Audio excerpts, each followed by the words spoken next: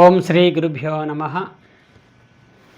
మన్నాదో జగన్నాథ మద్గురు శ్రీ జగద్గురు మమాత్మ సర్వభూతాత్మ తస్మై శ్రీ గురవే నమ.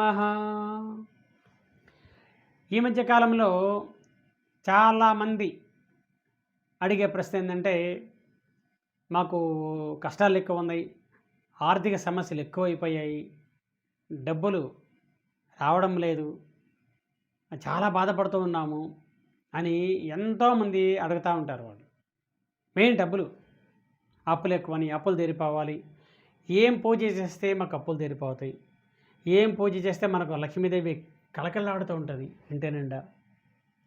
అది చాలామంది అడిగే ప్రశ్న. నిజమేనా? పూజలు చేస్తే డబ్బులు వస్తాయా అని ఏ శాస్త్రంలో చెప్పుందా? చెప్పి కూడా ఉంది. అక్కడ మనం చిన్న ఉదాహరణ తీసుకుందాం. శంకరాచార్యుల వారు భిక్షకి వెళితే ఒక ఇంటికి ఒక ఆమె ఏముండదు ఆమె దగ్గర, ఒక ఉసిరికాయ తెచ్చిస్తుంది. ఆ ఉసిరికాయ ఎలా తెచ్చిస్తుంది? విపరీతమైన ప్రేమతో, అయ్యా ఏమీ ఇవ్వలేకపోయాను స్వామి, ఇది మాత్రమే ఉందని చెప్పి ఆ ఉసిరికాయ తీసుకెళ్ళి స్వామికి ఇవ్వగానే స్వామి అనుగ్రహించి బంగారు వర్షం కురిపిస్తాడట ఇంట్లోనే. అది ఇప్పటికీ మనం చూడొచ్చు, అది నిజం, కల్పితం కాదు అది. అట్లాగే పరమ దరిద్రంలో ఉన్నటువంటి కుచేలుడు ఎంతో ప్రేమతో అటుకులు తీసుకెళ్ళిస్తే స్వామి అష్ట ఐశ్వర్యాలు ప్రసాదించాడట. ఇటువంటి ఉదాహరణ మనం తీసుకున్నప్పుడు నిజమే, మనం కష్టాల్లో ఉన్నప్పుడు స్వామి మనకు ఐశ్వర్యం ప్రసాదిస్తాడు అని అర్థం. ఇక్కడ మనం రెండు విధాలుగా ఆలోచిద్దాం. ఒకటి ఏమిటంటే, సహజంగా వచ్చే కష్టాలు, కొని తెచ్చుకునే వచ్చే కష్టాలు రెండు రకాలుగా ఉంటాయి. ఇంకా ఉదాహరణ చెబుతాం. డ్రైవింగ్ చేస్తూ పోతున్నాం, నువ్వు మంచి రూట్లో వెళ్తూ పోతున్నావు, ఎవడో ఫుల్గా తాగొచ్చి నిన్ను కొట్టాడు, బాధపడేది నువ్వు, మన తప్పు, మన ప్రమేయం లేదు. రెండోది, నువ్వు ఫుల్గా తాగిపోయి వేరే వాడిని కొట్టేశావు, బాధపడేది నువ్వు, కష్టాలు పడేది నువ్వు. రెండింటి తేడా ఏమిటంటే, ఒకటి కర్మ ప్రకారమే జరిగింది, ఒకటి నువ్వు చేసుకున్న కొవ్వు ప్రకారం జరిగింది ఇంకొకటి. ఎందుకంటే చెయ్యకూడని పని చేసావు ఇక్కడ నువ్వు, దానికి ఫలితం వెంటనే వచ్చేసింది.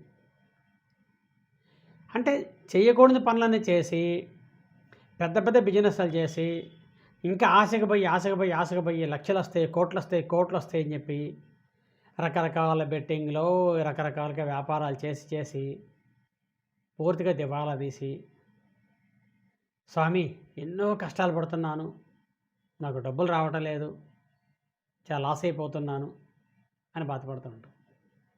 ఇది ఎంతవరకు కరెక్ట్? శాస్త్రం చెప్పింది అభినయం చేయమని. ఆశ, అత్యాశకో స్వార్థానికో నీవు కనుక ప్రయత్నం చేసినప్పుడు ఖచ్చితంగా దైవం నీకు అనుకూలించదు. స్పష్టం. నువ్వు ఎన్ని పూజలైనా చేసుకోగాక నీకు అనుకూలంగా రాదు. ఎందుకని? నీ స్వార్థం కోసం, నీ ఆశ కోసం అత్యాశకు పోయి ఏదో కావాలని గుళ్ళు గోపురాలు తిరుగుతా పోతా ఉన్నావు. ఎన్నోసార్లు తిరుపతికి పోయాను, ఎన్నోసార్లు అరుణాచలం పోయాను, కాళహస్తి పోయాను, నాకు కలిసి రాలేదు, నా వ్యాపారం దెబ్బతింటా ఉంది అని మాట్లాడతాం. రెండో వైపు ఏంటంటే, కాలం వల్ల కానీ, కర్మ వల్ల కానీ, గత జన్మలో మనం చేసుకున్నటువంటి పాపపుణ్యాల వల్ల కానీ ఈ జన్మకు ఎదురు దెబ్బలు తగులుతూ ఉంటాయి.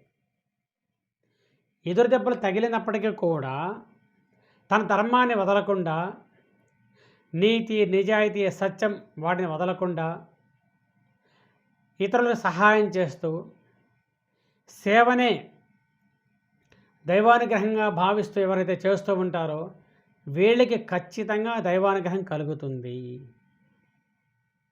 రెండోది, లక్ష్మీ కటాక్షం అనగానే ఏదో డబ్బులన్నీ కురిసిపోతాయి అని కాదు. ఎటువంటి సమస్య వచ్చినప్పటికీ ధైర్యంగా నిలదొక్కుని ఎదుర్కోగలుగుతావు. అది లక్ష్మీ కటాక్షం అంటే.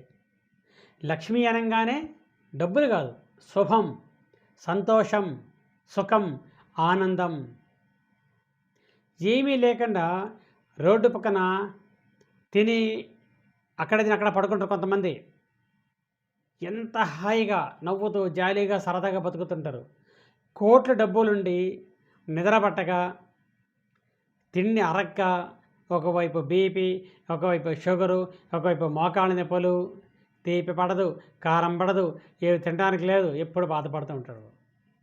ఎవరికి లక్ష్మీ కటాక్షం ఉంది, ఎవరికి దైవానుగ్రహం ఉందంటే వాళ్ళ మీదే ఉంటుంది. ఎందుకంటే లోపల ప్యూరిటీ ఉన్నప్పుడు.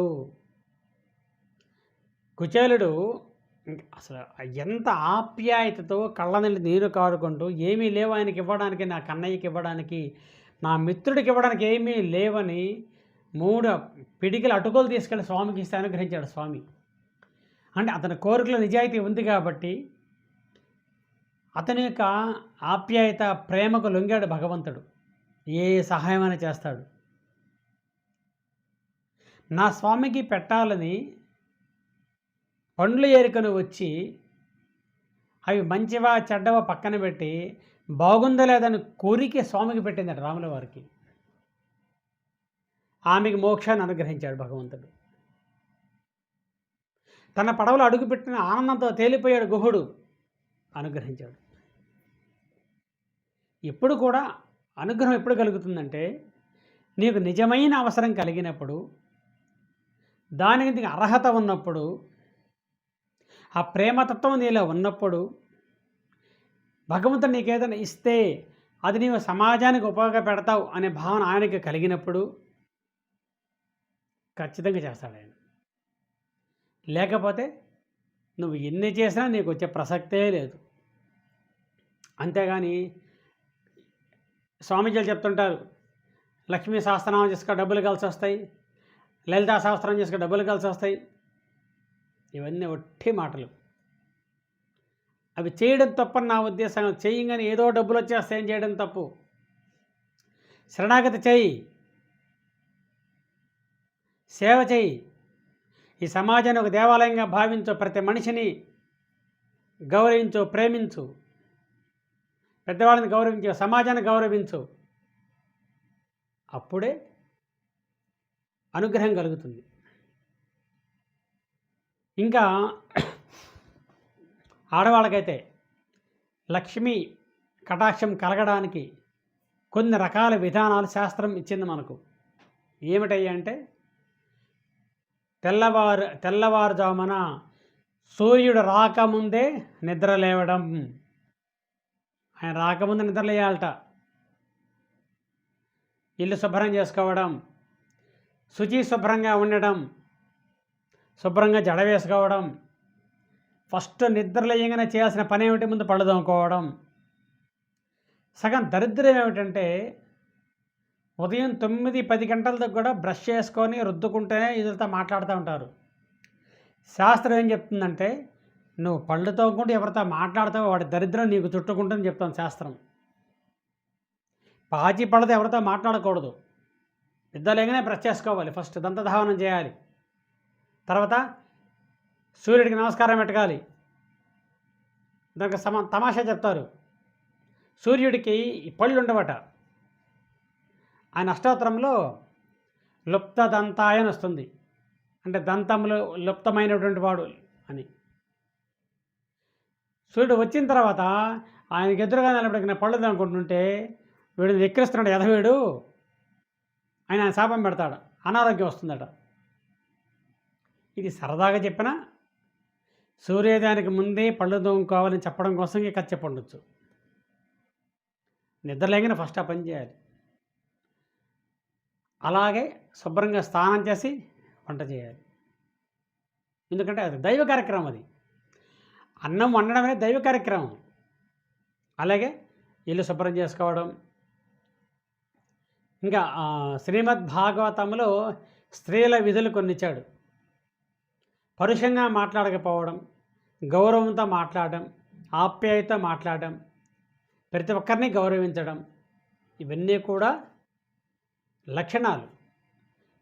ఎప్పుడైతే ఇవి చేస్తూ ఉంటామో ఆ ఇల్లు సౌభాగ్యంగా, సుఖంగా, ఆనందంగా అలా జరిగిపోతూ ఉంటుంది.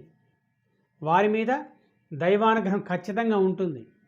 అంటే డబ్బులు వస్తాయని కాదు, చాలా సంతోషంగా, డబ్బులు ఉన్న వాళ్ళకన్నా చాలా ఆనందంగా, సంతోషంగా గడుపుతారు అని అర్థం. వీటిని ధర్మ సూక్ష్మాలు అంటారు. ధర్మ సూక్ష్మాలు అని. శుభ్రంగా జడ వేసుకోవడం, చీపుర కట్ట జడ వేసుకొని ఒక తాడు కట్టి తిరగతా ఉంటారు. ఇది కరెక్ట్ కాదు.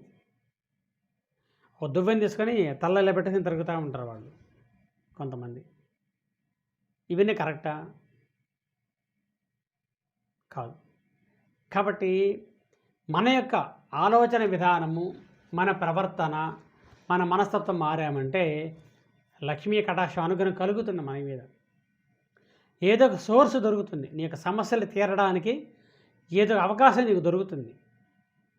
కాబట్టి మన జీవిత విధానాన్ని, మనం ఇంట్లో మనం ఆచరించే విధానాన్ని అన్నింటినీ మార్చుకున్నట్లయితే ఖచ్చితంగా లక్ష్మీ కటాక్షం మన మీద కలుగుతుంది.